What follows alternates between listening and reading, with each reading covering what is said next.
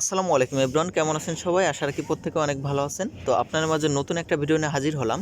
এই ভিডিওর মাধ্যমে আমি আপনাদেরকে দেখাবো কিভাবে যে কোনো ওষুধের আপনি মূল্য বের করবেন। তো এই জন্য ভিডিওটা স্কিপ না করে শেষ পর্যন্ত দেখতে থাকুন। তাহলে চলুন ভিডিও শুরু করা যাক। তো এই কাজটি করার জন্য আপনাকে একটা অ্যাপ্লিকেশন ডাউনলোড করতে হবে। তো অ্যাপ্লিকেশনটা কীভাবে ডাউনলোড করবেন সেটা আমি ভিডিও শেষে দেখিয়ে দিব। তো অ্যাপ্লিকেশনটা ডাউনলোড করার পর এটাকে আপনি ওপেন করে দিবেন। তো আমি আশা করি এই অ্যাপ্লিকেশনটা আপনার কাছে অনেক বেশি হেল্পফুল হবে, কারণ ওষুধ হচ্ছে এমন একটি প্রোডাক্ট যেটা কিন্তু আমরা দামাদামি করে কিনতে পারি না।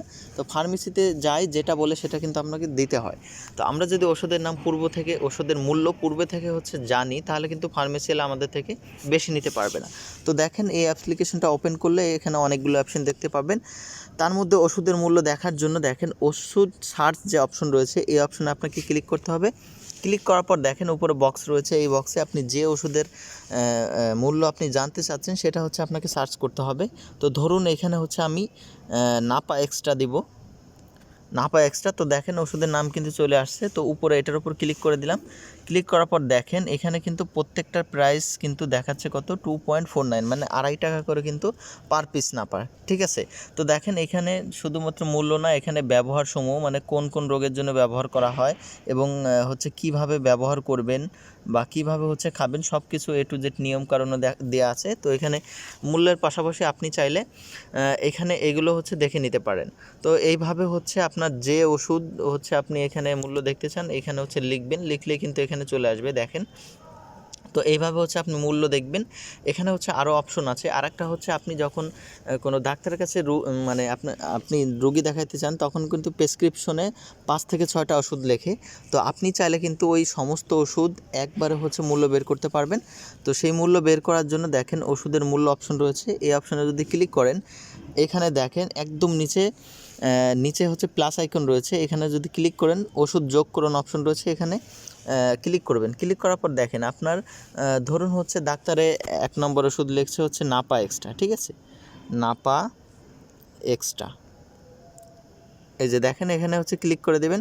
ক্লিক করার পর দেখেন একটা নাপা কত, 2.59। তো এখানে দেখেন আপনি ওষুধ যে কটা লিখবে, এখানে প্লাস আইকন ক্লিক করে এখানে বাড়াইতে পারবেন। তো ধরুন 1 পাতা লিখছে বা 10টা ক্লিক করলাম। ক্লিক করার পর দেখেন এটা কিন্তু আপডেট হয়ে গেছে, মানে 10টার মূল্য কিন্তু এখানে 24 টাকা এবং মোট খরচও কিন্তু এখানে দেখাচ্ছে।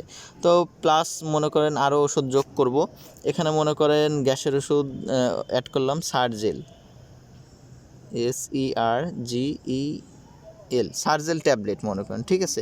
তো দেখেন এখানে কিন্তু একটা যোগ হয়েছে এবং সেমভাবে কলমের মতো আইকনে ক্লিক করে এখানে মনে করেন 10টা দিছে, এভাবে ক্লিক করবেন।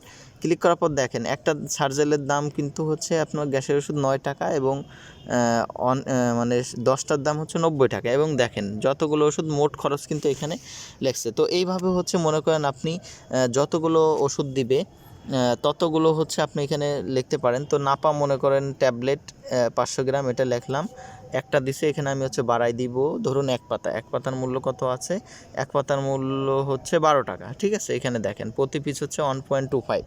তো এবং দেখেন ধরেন আপনার প্রেসক্রিপশনে এই 3টা ওষুধ দিছে এবং মোট মূল্য কিন্তু আপনি এখানে দেখতে পাবেন।